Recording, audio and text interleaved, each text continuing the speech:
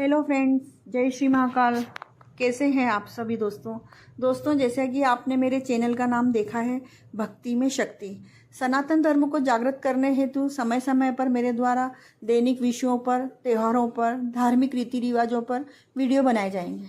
अगर आप भी दोस्तों धर्म से संबंधित, त्योहारों से संबंधित, रीति रिवाजों से संबंधित कोई प्रश्न पूछना चाहते हैं या जानने के इच्छुक हैं तो मुझे कमेंट अवश्य करें और पूछें। मैं आपके सभी प्रश्नों के जवाब देने का प्रयास करूंगी और उस विषय पर हो सकेगा तो वीडियो भी बनाऊंगी और आप सभी मुझे सपोर्ट करें। तो दोस्तों, आज मैं आपके साथ में अनंत चतुर्दशी व अनंत चतुर्दशी व्रत की धार्मिक मान्यता को साझा करूंगी। दोस्तों, अनंत चतुर्दशी व अनंत चतुर्दशी व्रत का हमारे धार्मिक सनातन धर्म में बहुत महत्व है। इसे अनंत चौदस के नाम से भी जाना जाता है। इस दिन भगवान विष्णु का एक रूप अनंत की पूजा होती है। भाद्रपद मास में शुक्ल पक्ष की चतुर्दशी को अनंत चतुर्दशी कहा जाता है। इस दिन अनंत भगवान मतलब विष्णु भगवान की ही पूजा के पश्चात बाजू पर अनंत सूत्र बांधा जाता है, जिसे 14 गांठ लगाई जाती है। दोस्तों, आपके मन में भी यह प्रश्न तो अवश्य होगा कि अनंत में 14 गांठ ही क्यों लगाई जाती है। तो आज मैं आपको इन 14 गांठों का भी महत्व बताऊंगी।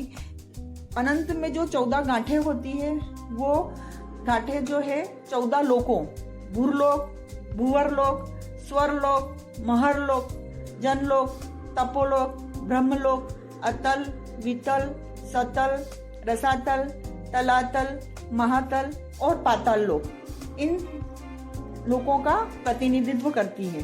साथ ही इसे भगवान विष्णु के 14 रूपों अनंत, ऋषिकेश, पद्मनाभ, माधव, बैकुंठ, श्रीधर, त्रिविक्रम, मधुसूदन, वामन, केशव, नारायण, दामोदर और गोविंद के नाम का भी प्रतीक माना जाता है, जो अनंत में 14 गांठें होती है उनको। और कहा जाता है कि 14 लोकों की रचना के बाद इनके संरक्षण व पालन के लिए भगवान 14 रूपों में प्रकट हुए थे और अनंत प्रतीत होने लगे थे। इसलिए अनंत को 14 लोकों और भगवान विष्णु के 14 रूपों का प्रतीक माना गया है। इतना ही नहीं, रेशम और कपास का जो ये धागा सूत्र जो होता है, वो आपकी रक्षा भी करता है, इसलिए इसे रक्षा कवच भी कहा जाता है। दोस्तों, पूजा के बाद इसे सूत्र को बांधने से बाजू पर व्यक्ति को भय से मुक्ति मिलती है और पाप भी नष्ट हो जाते हैं। मान्यता है कि जो व्यक्ति पूरे 14 वर्ष तक अनंत चतुर्दशी का व्रत करता है, पूजा पाठ करता है और ये 14 गांठ वाला अनंत सूत्र को अपने बाजू पर बांधता है, तो उसे भगवान विष्णु की कृपा से बैकुंठ की प्राप्ति होती है। दोस्तों, आज मैं आपके साथ में अनंत चतुर्दशी से संबंधित जो कथा है उसका भी विस्तार से वर्णन करूंगी। एक बार महाराज युधिष्ठिर ने राजसूय यज्ञ किया। उस समय यज्ञ मंडप का निर्माण उन्होंने इतना सुंदर किया कि जल और थल में कोई अलग अलग भेद कर ही नहीं पा रहा था। जल में और स्थल में कोई भेद न करने कारण लोगों को बहुत सावधानी रखनी पड़ रही थी और बहुत सारे व्यक्ति तो उस मंडप में धोखा भी खा रहे थे। एक बार कहीं से टहलते टहलते दुर्योधन भी उस यज्ञ मंडप में आ गए और एक तालाब को उन्होंने स्थल समझा, मतलब जमीन समझा, और उन्होंने पांव रखा, वैसे ही वो तालाब में गिर गए।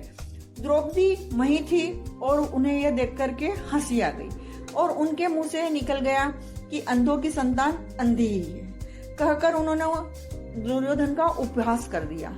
इससे दुर्योधन चिढ़ गए। यह बात उनके हृदय में बाण के समान लग गई। उनके मन में द्वेष उत्पन्न हो गया और उन्होंने पांडवों से बदला लेने का ठान लिया। उनके मस्तिष्क में उस अपमान का बदला लेने के लिए नए नए विचार उपजने लग गए। उन्होंने बदला लेने के लिए पांडवों से युद्ध किया, मतलब उन्होंने जुआ खेलने की सोची और पांडवों को जुए में हरा दिया। पराजित होने पर प्रतिज्ञा अनुसार पांडवों को 12 वर्ष के लिए वनवास जाना पड़ा।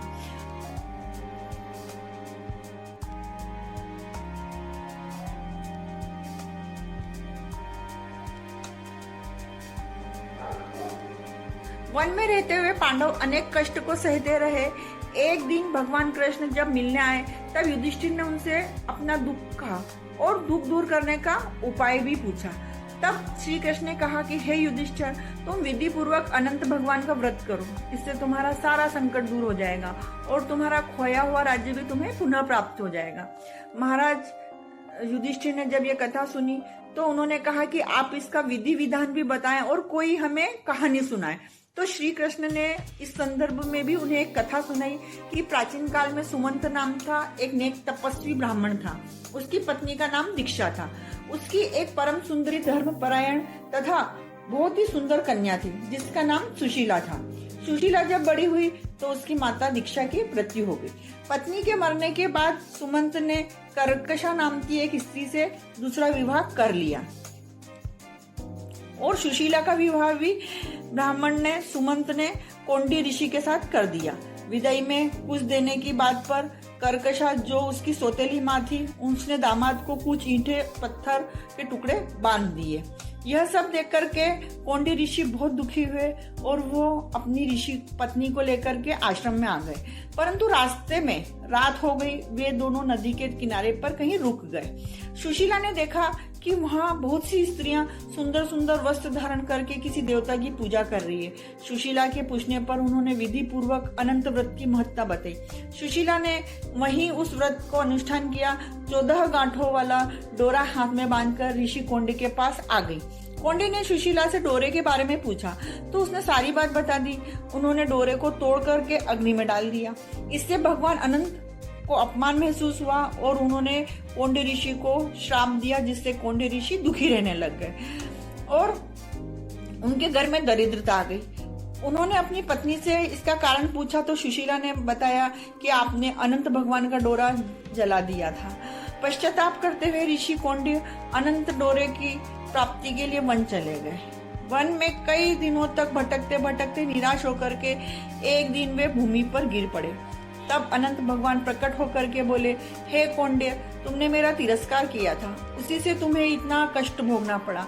तुम दुखी हुए, अब तुमने पश्चाताप किया है, मैं तुमसे प्रसन्न हूँ। अब तुम घर जाकर के विधि पूर्वक अनंत व्रत करो।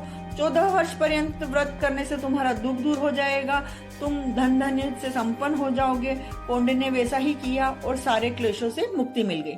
श्री कृष्ण की आज्ञा से युधिष्ठिर ने भी अनंत भगवान का व्रत किया, जिसके प्रभाव से पांडव महाभारत के युद्ध से विजय हुए तथा चिरकाल तक अनंत काल तक राज्य करते रहे। यह कथा अनंत चतुर्दशी से की व्रत की कथा से संबंधित है और तब से अनंत चतुर्दशी मनाई जाने लगी। तो जो भी भक्त अनंत चतुर्दशी का व्रत करेगा, भगवान विष्णु उनके अनंत कष्टों को समाप्त करेंगे और अनंत सुख प्रदान करेंगे। आज के लिए इतना ही दोस्तों। सभी हंसते रहें, मुस्कुराते रहें, खिलखिलाते रहें। जय श्री महाकाल दोस्तों। बम बम भोले।